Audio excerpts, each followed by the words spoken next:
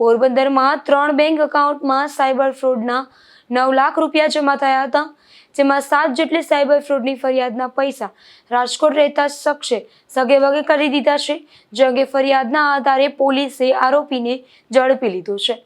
પોરબંદરની કેનેડા બેંકના 2 એકાઉન્ટ અને ઇન્ડિયન બેંકનું એક એકાઉન્ટની તપાસ કરતા એકાઉન્ટ ધારક માધોપુરના નીતાબેન નાથાભાઈ વાજા અને મોટવાડાના વિશાલ દેવા પાંડાવદરાના એકાઉન્ટમાં સાયબર ક્રાઇમના 7 ગુનાના 9 લાખ રૂપિયા જમા થયા હતા.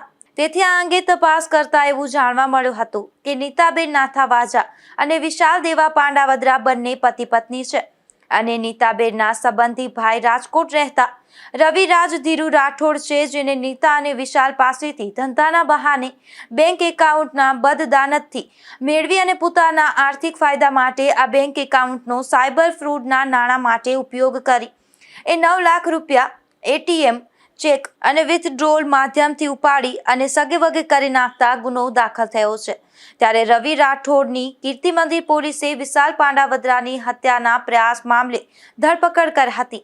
ત્યારબાદ હવે તેના પર સાયબર ક્રાઇમ અંતર્ગત પણ ગુનો નોંધાયો છે.